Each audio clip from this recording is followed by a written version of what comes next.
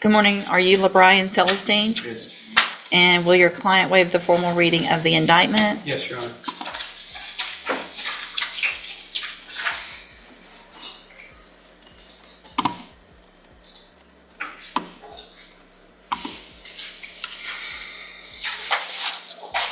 How old are you? 19. 19. Shooting at houses at 19. Because when a child endangerment charge meets a questionable plea, things can turn fast. What would you do in this situation? I'm sorry, just to interrupt. His co-defendant, Jalen Turner, has already pled the same offer with the understanding, obviously it's always the court's discretion that ISF or some additional sanctions will be the position of the state. Mr. Celestine, in cause number 24, DCCR 1303, you're charged with a third-degree felony offense of deadly conduct discharging a firearm from April 27th of 2024. And how do you plead to that charge? Guilty.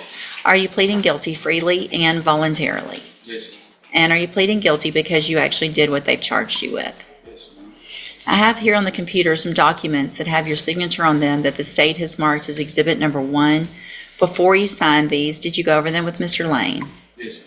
Do you fully understand them? Yes, ma'am. Do you understand, if I follow the agreement that you've made with the district attorney, that you will be waiving or giving up any right to appeal? Yes, ma'am. And it looks like the agreement that you've reached is for a 7-year deferred adjudicated probation. There would be a $500 fine, and you would be required to follow any and all rules and conditions of probation. Do you understand? Yes, ma'am. Do you also understand, if you're not a U.S. citizen, that a plea of guilty or no contest may result in your deportation, exclusion from admission to the country, or denial of naturalization under federal law? Yes, ma'am. In criminal law, accepting responsibility can heavily impact sentencing. So when a defendant says, "I don't think I committed a crime," it puts the entire deal at risk.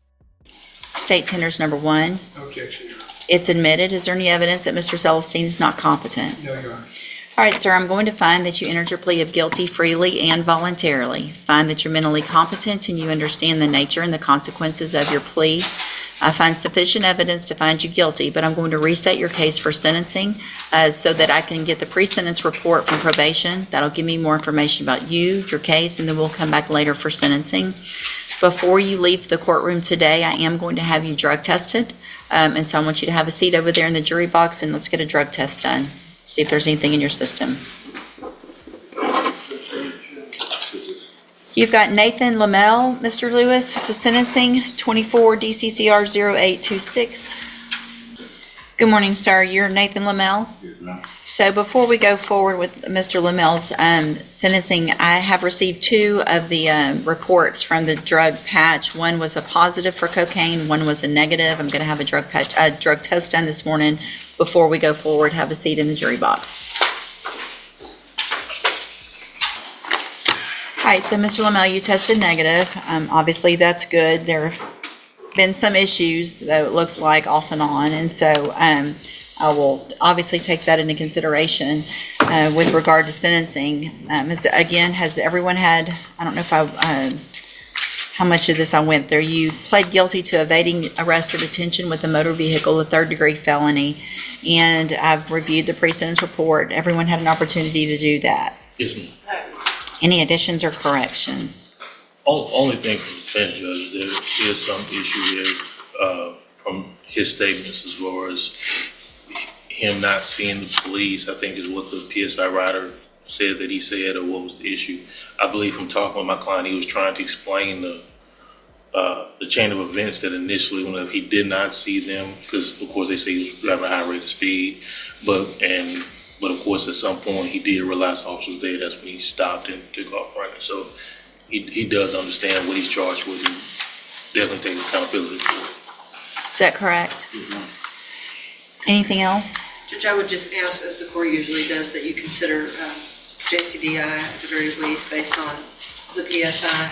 Obviously, there's not any type of program we can order on probation for drug dealing, but obviously that's of concern, as well as his possession of any firearm. That was a condition of his initial personal bond that you gave him, that he's not to possess any firearms, and ask that still be imposed as is in the order, and also his GED. So, how old are you? 24. You're 24 years old. You quit school in the 9th grade. You don't have a GED. You've got No felony on his record if he completes it successfully. But here's the catch, one mistake, and this entire deal collapses. Would you risk it? 5 kids and another one coming. No job, selling drugs. I pretty much hit the main parts. So how are you making a living now? I'm actually looking for a job. Are I you? don't sell drugs. That's good. Been in no type of space like this. Okay. I just spending time looking for a job. Where have you been looking for a job? But like in on my ears, like Zumos or like McDonald's or something like that.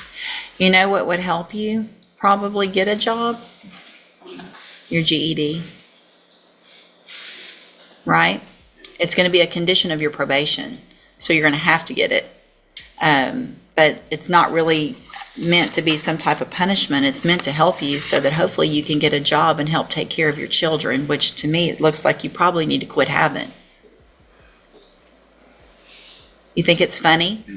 You're not taking care of these kids. Somebody else, you don't even know the name of one of your children. There's nothing funny about being 24 years old and having a 7-year-old, a 4-year-old, a 3-year-old, a 7-month-old, and another one on the way. Nothing funny about that. Someone's taking care of them. I would tend to guess that it's probably all of us, because you're not. The rest of everybody gets to help take care of your kids. Is that fair? Do you think that's fair? That you're not taking care of your kids? I am taking care. They spend time with me too. Do they? Yeah. Yeah. The one that you don't know the name of, that one spends time with you? They don't stay in the area. Okay. Obviously, you can tell this is something that is bothering me, right? It should bother you. It's time for you to grow up and make better decisions about everything in your life.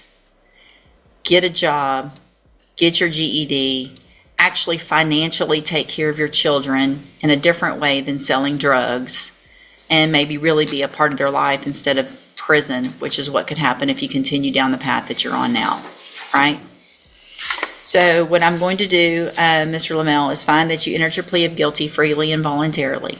Find sufficient evidence to find you guilty. However, I am going to follow the agreement that you made with the district attorney and defer all proceedings and place you on probation for 5 years.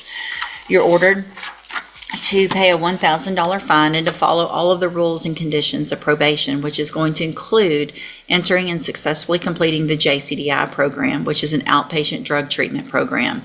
You've tested positive, so obviously it's not just selling drugs, you're using as well. So you're going to get some help for that, and that is so that you can stay clean, get a job, do all the things we've talked about.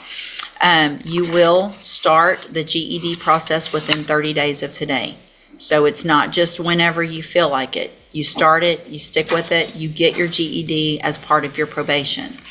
If you do everything you're supposed to on this probation, this is an excellent opportunity because you don't have a felony conviction. You get a felony conviction on your record, everything is going to be more difficult. Getting a job, living certain places, all of that. So if you successfully complete your probation, at the end, the case is dismissed. You never have a felony conviction. The other side of that is if you violate any condition of probation at all, you can be brought back into court, you could be found guilty of the offense and sent to prison for up to 10 years. Do you understand? All right, I'm handing you the trial court certification that shows this was an agreement that I followed, and so you've waived your right to appeal. You need to have a seat here in the courtroom, and probation will call you up when she's ready to go over your paperwork. Mm-hmm. Do I gotta keep the patch on? Yeah, for some amount of time. Whatever y'all think. I mean, if he's getting regularly tested at probation now, maybe not. Your probation officer will look at it and let you know. Okay? But until they tell you otherwise, make sure you keep it. That's for you to keep. All right. Mr. Celestine, Mr. Lane.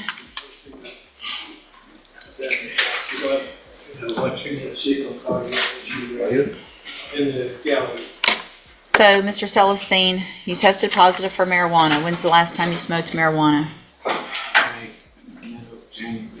Why would you have done that while you were waiting to come to felony court? Yeah. Well, here's the thing. You're making a bunch of stupid decisions. The first one was shooting up a house or being a part of that. Then you may enter a plea of guilty, and you're 19 years old. Part of your probation, I can almost assure you now, is going to include some type of inpatient program where I give you some help that you need to hopefully be successful. But based on this, at this Probation violations, new charges, and a judge already spotting inconsistencies. Do you think he's getting another chance? point, I am going to raise your bond, and you are going to jail to await sentencing. We'll get that PSI done. I am raising your bond to $200,000. The purpose of that is for you to stay clean, stay in jail, get the pre-sentence report done. You don't make any other stupid decisions that'll affect me going along with this plea agreement between now and then. All right, go back with the bailiff. Huh? Sure, yes, with the drug patch if you. Okay,